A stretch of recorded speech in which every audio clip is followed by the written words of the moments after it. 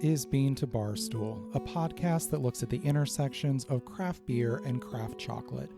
My name is David Nilsson. I'm a professional beer writer and an advanced cicerone, and the creator and host of this show. The music for this episode is by my dear friend, indie folk musician Anna P.S. You can find out more about Anna's music in the show notes or at her website, annapsmusic.com. You can find links and information about our guests in the show notes as well. I hope you enjoy this episode of Bean to Barstool.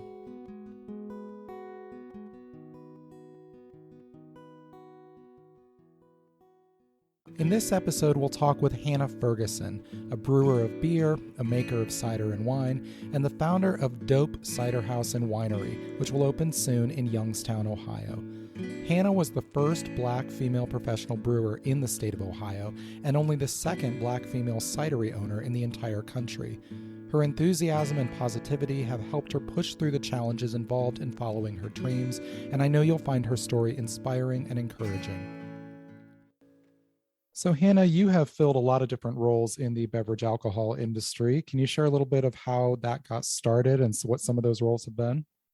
Well, it kind of got started actually 10 years ago now. Started as a home winemaker and I just started it kind of just as a hobby. I had recently had moved back to Youngstown from Orlando. I was in Orlando about 6 years, and it was like kind of like finding something to do that I thought I would enjoy, kind of to get over kind of like a brief stage of depression that I was going through, just being back home, different things like that. I had some family, my stepmother had cousins who had been making wine probably for the past 30, 40 years.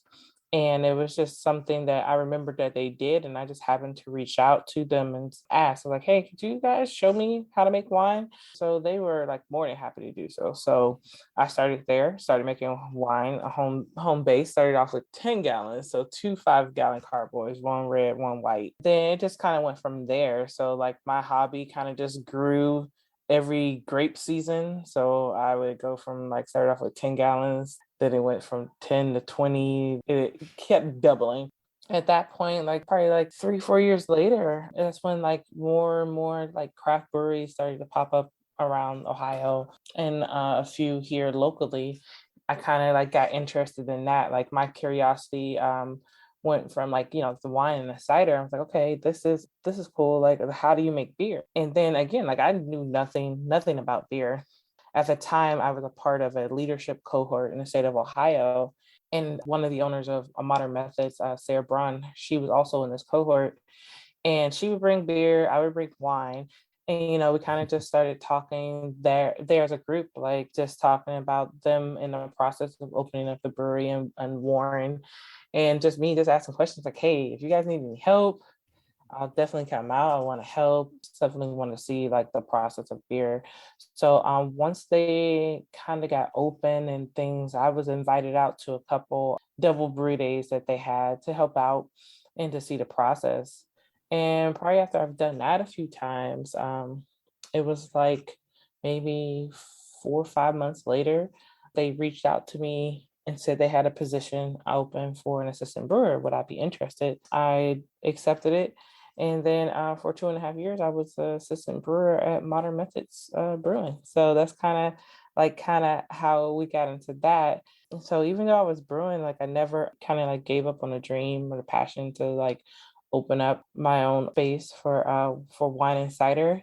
And it took this has been 5 years pretty much in the making of when I decided to pursue it, and to now, finally being able to lease a space and actually get some movement behind my dream. Yeah, that's great.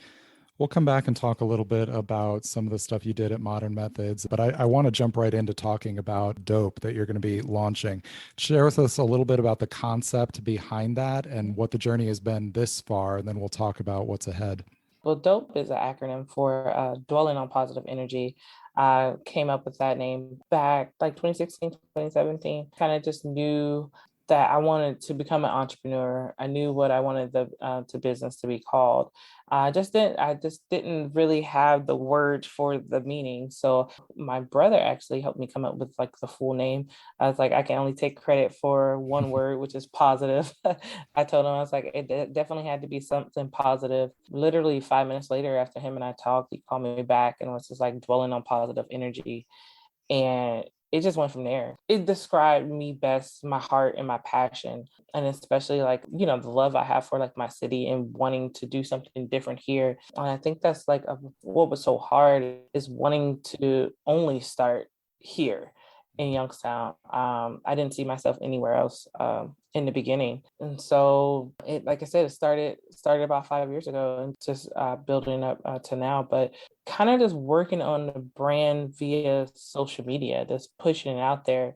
I think with people seeing my home winemaking, me just like bringing it to different social gatherings, having people taste it, giving their feedback, and then it just kind of really built up a little bit more steam once I started making beer. I think a lot of people were very like surprised by that as well. Like, okay, we knew you like were into wine and stuff like that, but now beer, and so that became a thing. So not only was I like bringing wine and to places, I was actually also like bringing beer and kind of like helping to change the narrative for people who look like me, people of color, women in beer. A lot of negative like insights were about beer, especially in the Black and brown community, is that you only saw certain things. Like you saw 40 ounces, you saw still reserve, you saw these different beers, and a lot of people who've tried those and didn't like it were instantly turned off from beer. So it's like for the past like three years, close to 4 years now, I've been kind of like helping to teach people about craft beer. I always say, if people say they hate beer, they don't like beer, I ask them what beers have they tried? Do they know about craft beer? 'Cause there's a huge difference between the two. And I just give people, it depends on like the setting. And again, like I said, when I worked at Modern, I had access to beer to like invite people out, come check out the brewery, or even like locally of like, hey, come meet me at Noble Creature or Whistle and Keg. Let's try some beers so you can get a better understanding. So I kind of took that on because again, and then people were more willing to accept it and to try it, being the fact that they knew that's what I did, that I brewed it. And I think taking the time out to teach and to answer questions to help open up people's palate. And I always tell them, like, certain beers are not for everybody. There are still a lot of beers that I'm not a huge fan of, but I've seen my palate grow from hating IPAs to that being like one of my favorite styles currently. And even not liking sours to me kind of dabbling in more fruit forward sours. So yeah, so that's kind of, it's like I said, the past 3 4 years have been like a huge learning and teaching component of my life right now. So what's the plan ahead from here for Dope? You're opening your own facility, right? Yes, last year, Penguin City bought a 35,000 square foot warehouse here in Youngstown. It was an old, I believe, Republic Steel warehouse in downtown Youngstown on the east end. And they kind of just being in the industry, I've known Aspicion and Richie just via the industry, just being brewers, seeing each other out at, beer fest, things like that. And when they purchased a space, they actually heard about my pursuit to open up a business in wine and cider via word of mouth from a few people in Youngstown. Jacob and Derek, they were like, hey, you need to talk to Hannah, you need to talk to Hannah. And kind of like their confusion, they're looking like, why do we need to talk to Hannah?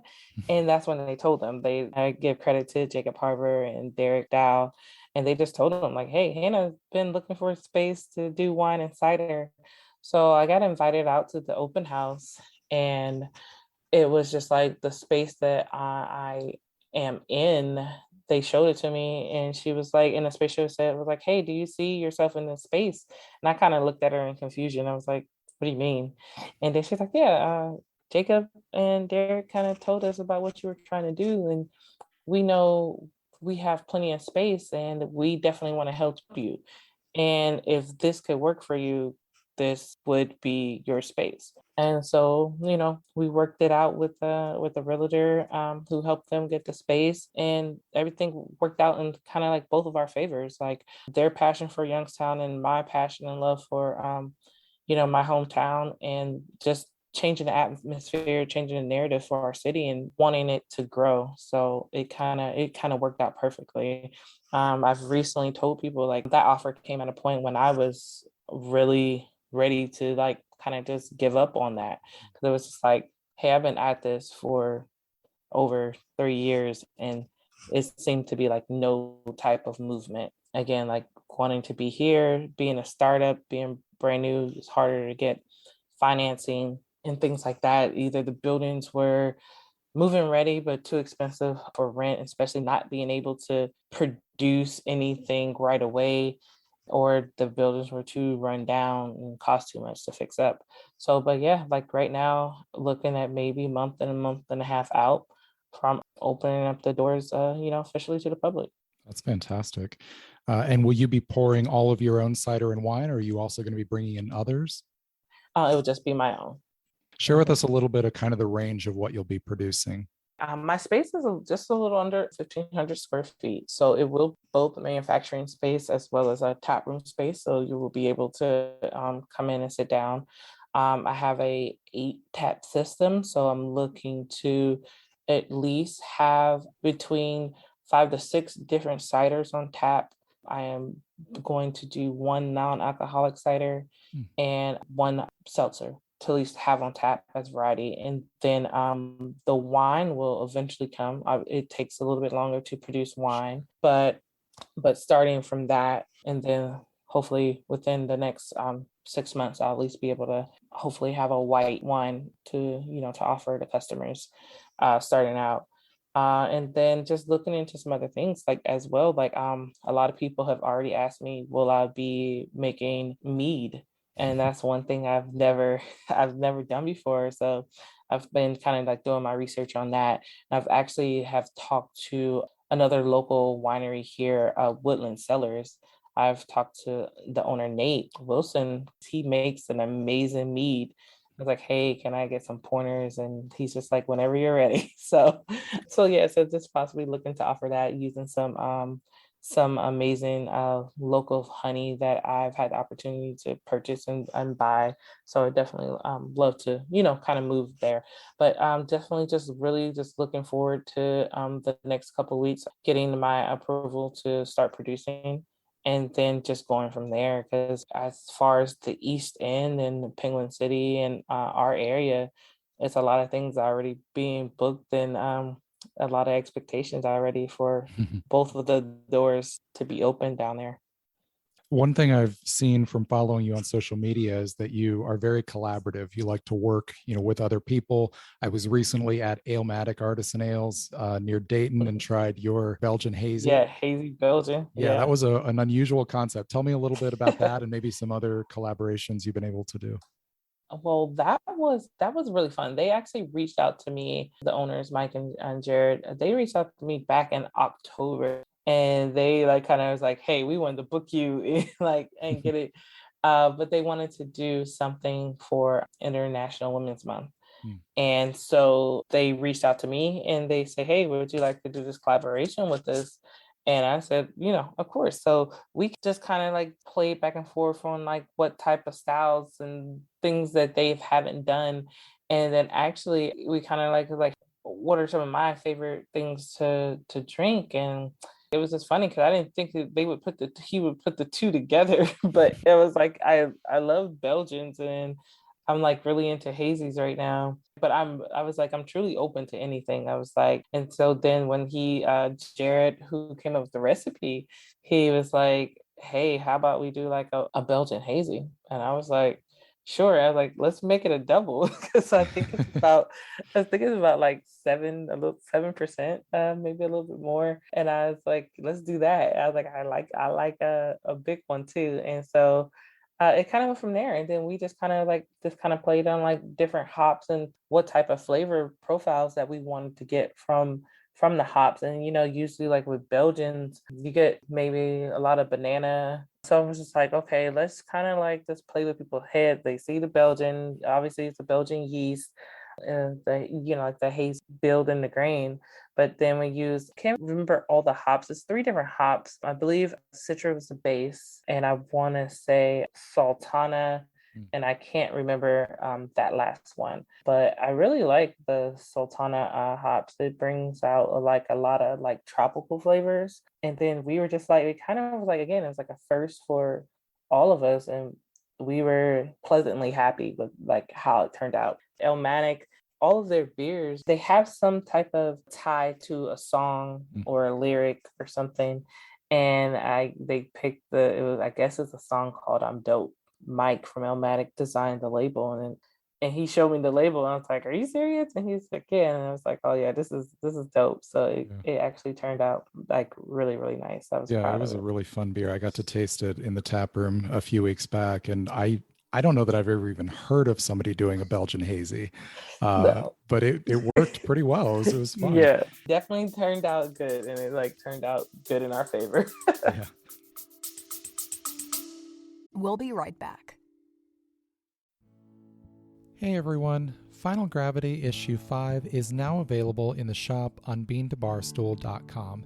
This 5th issue of our zine telling personal, human-centered stories from the world of beer is full of great articles. Bano Segudu tells the story of the South African beer style Umkombothi, poignantly explaining its role in her culture and the importance in her family's celebrations and milestones. Maria Krugliak writes about discovering the Portuguese half pint after moving to Portugal during the COVID-19 pandemic. Amanda Bruns and Obakeng Malope discuss the water spirit Mamuhaswa and the collaboration beer they brewed in her honor. These and numerous other stories fill the 56 pages of this zine. We've expanded it and added a few features for this issue. It's full color, full of lots of beautiful photography and art. Definitely check this out. It's on beantobarstool.com/shop. You can purchase this issue or subscribe, and you can always support us on Patreon and get extra perks as well. Cheers.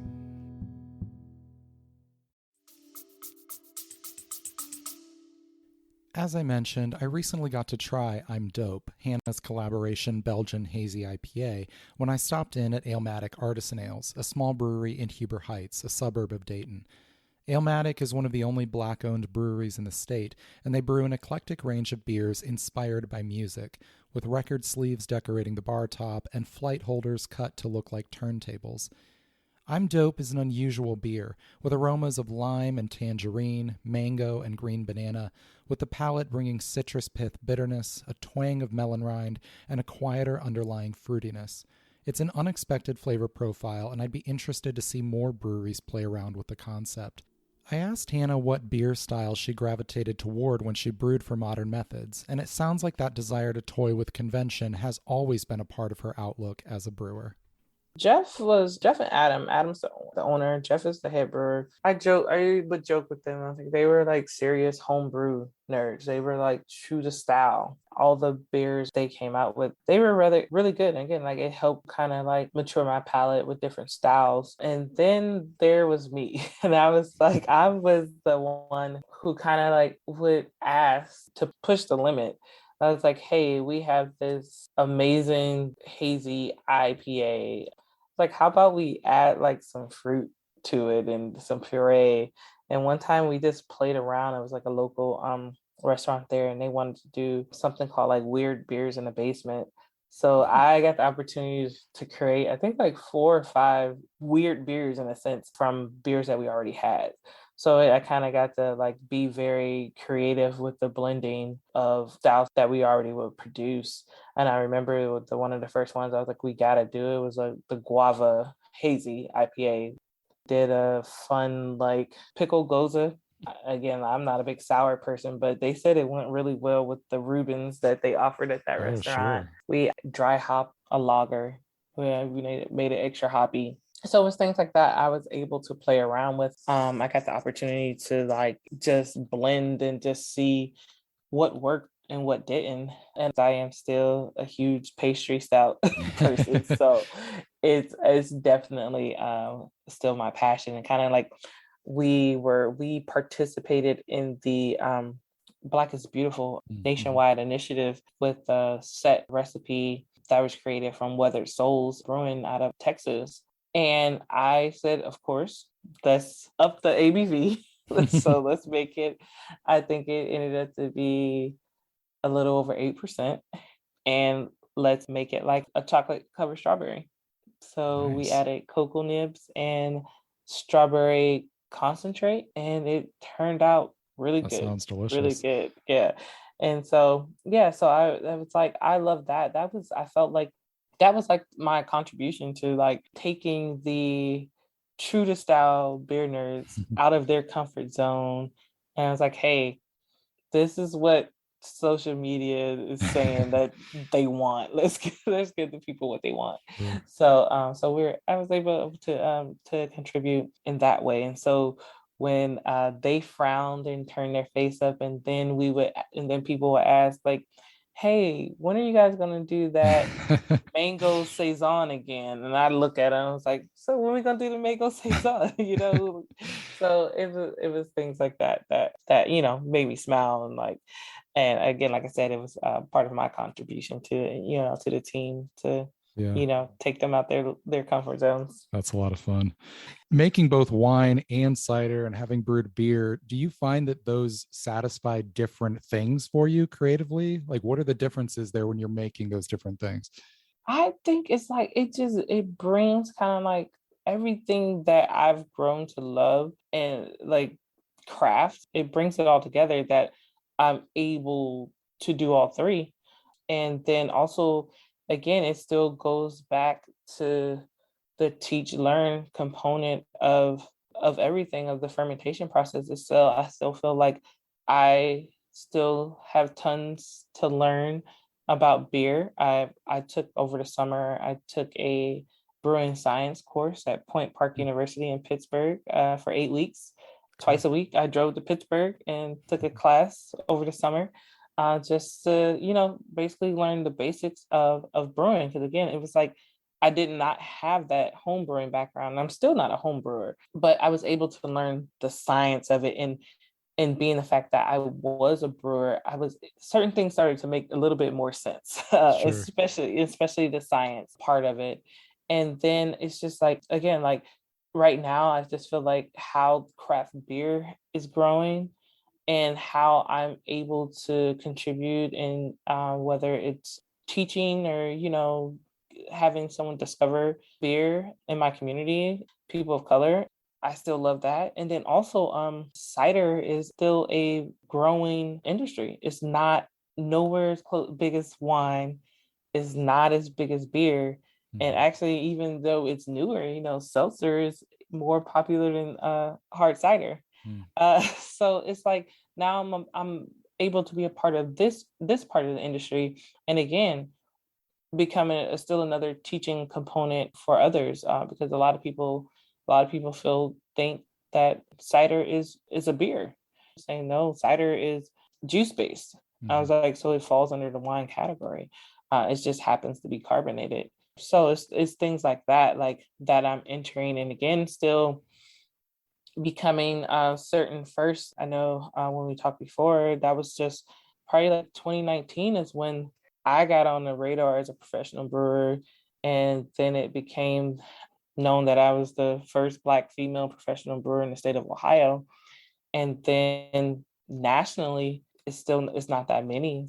It's growing. Again, like I said, I was the first and only when I was brewing, and then now I believe she saw some of my stories, and then she reached out to me a couple of times via social media, and she became an assistant brewer at, I think, Barley's Brewing in Columbus. Sure. And I believe Barley's is like the second oldest or third oldest like brewery in the state of Ohio. So she's now, assistant brewer there, and it's been brewing there for a little over a year. So, and her and I got the opportunity to finally meet like face to face back in October. But it's cool things like that people are still wanting to pursue certain things. I already have people asking me if they can come when I open up to learn how to make cider, how to make wine. And to me, it's like, this is not a secret that needs to be kept. If people want to learn, and I can help them like with that path, whether they pursue it professionally or to keep it on a home base. Just that door is, definitely open, because again, I had someone take the opportunity on me. I had, family teach me the home winemaking skill. I had Modern Methods take a risk on me, being the fact that I did not have a brewing background, which the fact they preferred that, but they also like the knowledge that I had knowledge of fermentation. So that helps definitely being that door for that, because again, like I said, cider is up and coming, is trying to make a name for itself and kind of like break out in this industry. And I feel like that will soon happen, especially with the growth of more urban cideries opening up. I got the opportunity to go to CiderCon, their cider conference a few months ago. And that was definitely very eye-opening. But to also know that cider is not a huge thing here in the state of Ohio either. So to be a part of that growth is scary, but but I'm here for the challenge. So have you found that not only making these different beverages, but obviously enjoying them for yourself, being a taster of wine and cider and beer has made you a better taster of all of them? Do you find yourself drawing vocabulary and tasting descriptions from all three of those when you're doing that?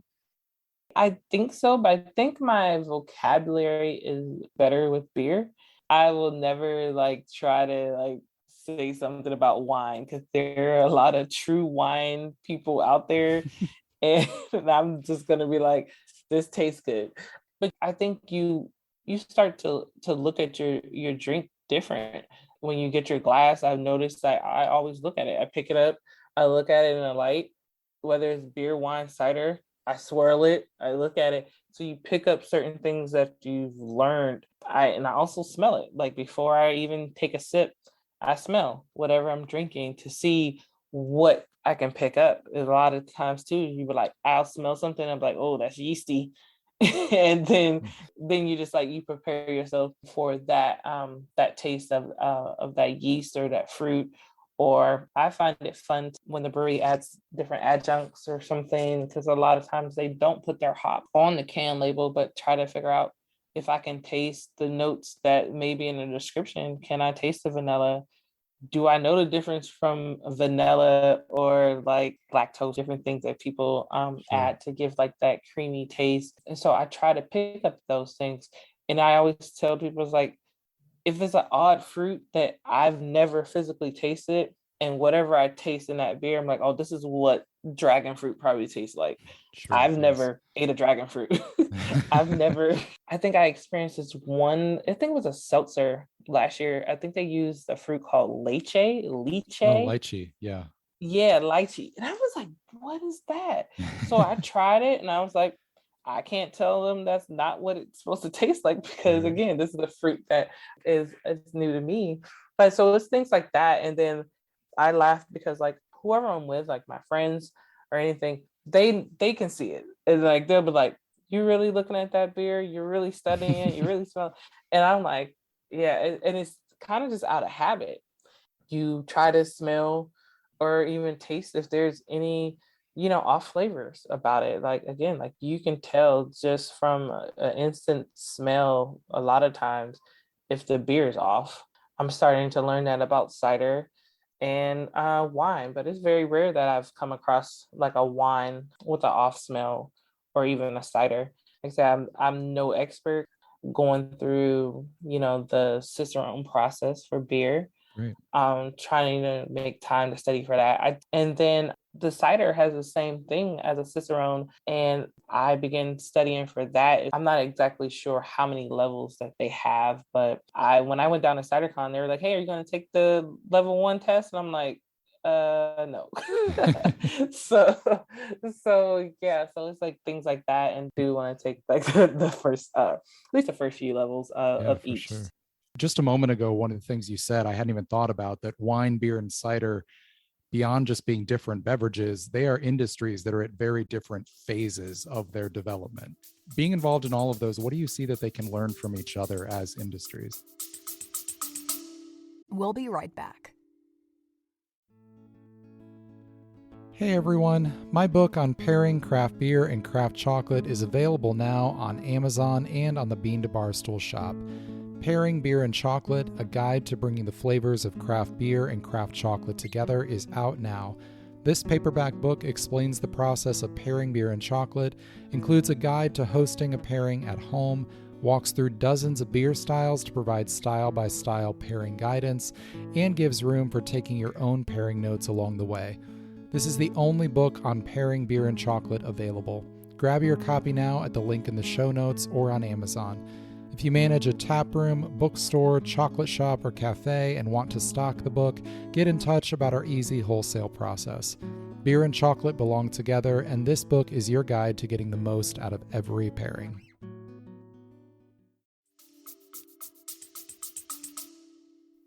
I think they can learn to kind of change the narrative of what we thought they were, especially with wine. Wine is, like you said, it's old. People may have the mindset of like old people drink wine.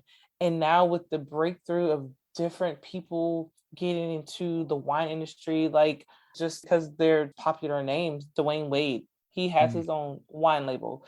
Charles Woodson, he's broken into wine as well as I think bourbon or whiskey. You have the McBride sisters wine, like their story is amazing. And so it's like taking something that you thought was like very like snooty or stuck up or something like those things that is more welcoming, but like, hey, these people are doing it, these people are making it, and it's becoming like that door is opening for newer wine drinkers to come in to experience something that we may have thought wasn't reachable, and it's opening up that door to the markets. And I just think too, a lot of things from the three industries, a lot of things that people are doing is co-fermentations or co-blendings, because you have cider ales, and I actually did a collaboration with Penguin City. I did a cherry cider. They did their Penguin City Light. We blended them together. Then you have like ciders that are cider and mead mix. You have cider and wine blends. I actually had a beer that was blended with Concord wine juice. Concord is everyone knows what Concord is, like what it smells like, what it tastes like. So that was pretty cool. So I think like now people are breaking out of tradition and just mixing things. I know like different states, you have more opportunities to possibly do things. And here, like here in Ohio, you can do both, but there has to be distinct space between the two. And when they come out and check, and you have to be like, oh, this is the cider side, or this is the beer side, things like that. So it has to be a distinction between that. But I just think the worlds are of fermentation. More and more people are blending, and you also got to think like, how many barrel aged beers have you had? Sure. And those barrel aged beers are like breaking into distilling. They're all gin, rum, bourbon barrels, wine barrel beers.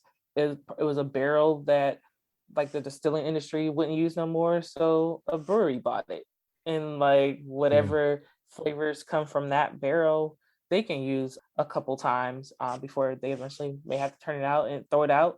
And a lot of times they don't throw it out, they may turn it into a table. So a lot of things are getting used that way across the three markets, and I kind of like that. Again, like I think I love the fact of blending and bringing new tastes and just playing with people's palates and stuff like that. I think that's a fun aspect of all three different industries. Yeah, that is really cool. So you mentioned earlier that you were the first Black female professional brewer in the state. I have to assume you were probably at least one of the first Black female professional cider and winemakers in the state. Can you share a little bit about what it means to you to be in that trailblazing role? I guess for me, it's kind of like mixed emotions.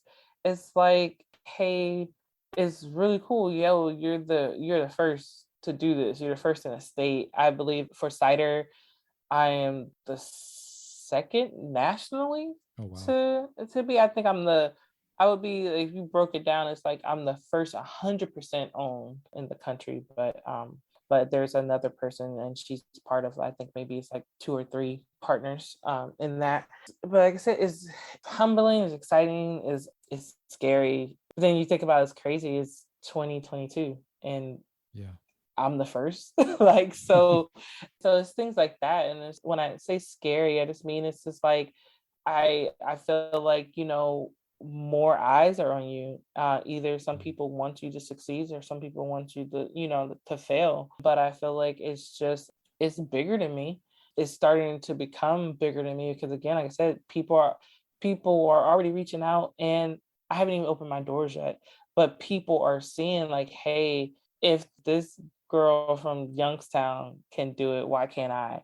And I think it just takes someone seeing someone that looks like them to know that it's a possibility. I'm taking it day by day. When you think about it, and then if you get lost in your thoughts, you're like, yo, this is huge. Like, so, but again, like I said, if it's just helping open up more doors or other paths for people to get into this industry, I say, the more the better. Like, people love being social. These industries will just continue to grow. I don't think these will be a lost art, but I can't wait to be a part of this growth. And then maybe 5 years down the road, we do this interview again. It's like, we're talking Yeah. about something different. So Yeah. Hopefully it's not noteworthy at that point. yeah. Well, the last question I always like to ask is about the story that a company is telling with what they're doing. What story are you trying to tell with D.O.P.E? That's a really good question. I think my story I think it's still being written. We may be in like chapter 4 or 5.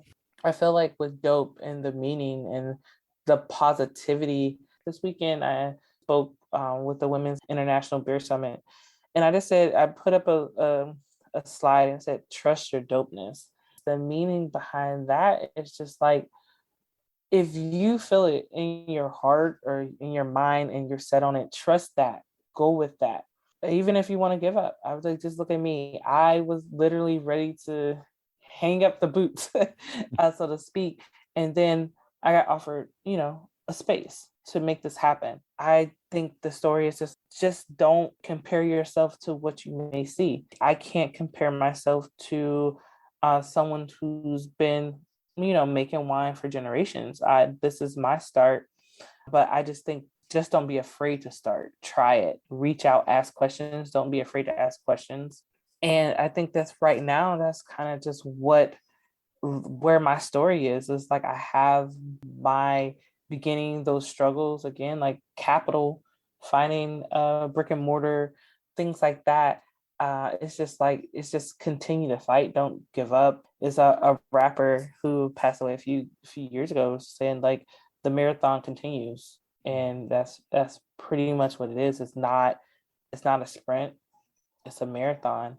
And we just got to continue. Like, again, like I said, like, I'm doing this, and if this is a relay, I will hand the baton off to the next person, and for that person to just get in their lane and start their part of the race. But like I said, it's definitely, the story is still probably in the outline, but I think it's coming. But it's like the fairy tale of what, like the tortoise and the hare.